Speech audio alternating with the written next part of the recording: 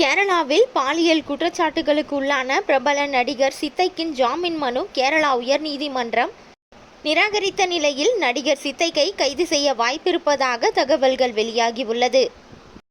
கேரளா மாநிலத்தில் 2017ஆம் ஆண்டு பிரபல நடிகர் ஒருவரை பாலியல் தொந்தரவு செய்ததாக எழுந்த புகாரை தொடர்ந்து ஓய்வு பெற்ற நீதிபதி ஹேமா தலைமையில் திரைப்படத்துறையில் பாலியல் குற்றச்சாட்டுகள் குறித்த விசாரணை மேற்கொள்ள குழு அமைக்கப்பட்டு, இதனை அடுத்து நீதிபதி ஹேமா கமிஷன் தனது அறிக்கையை கடந்த 2019ஆம் ஆண்டு கேரளா அரசுடன் சமர்ப்பித்தது. எனினும் இந்த அறிக்கை குறித்த தகவல் வெளிவராமல் இருந்த நிலையில் கடந்த சில தினங்களுக்கு முன்பு ஹேமா கமிஷன் அறிக்கை வெளியே கசிந்தது. இதனைத் தொடர்ந்து கேரளா திரைத்துறையில் முக்கிய நடிகர்களான சித்திக், ஜெயசூர்யா மற்றும் கொல்லம் கம்யூனிஸ்ட் கட்சி எம்எல்ஏவும் நடிகருமான முகேஷ் ஆகியோர் மீது வழக்கு பதிவு செய்யப்பட்டு விசாரணை நடைபெற்று வரும்.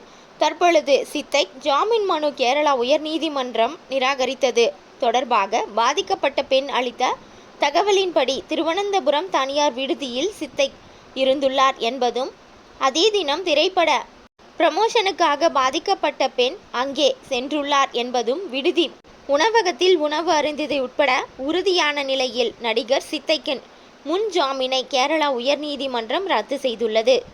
இதையடுத்து கேரளா சிறப்பு புலனாய்வு காவல்துறையினர் நடிகர் சித்தைக் கைது செய்யப்பட இருப்பதாகவும், தற்பொழுது சித்தைக் எங்கே இருக்கிறார் என்பது குறித்து விவரம் தெரியவில்லை என்றும் அவர்கள் தெரிவித்துள்ளனர்.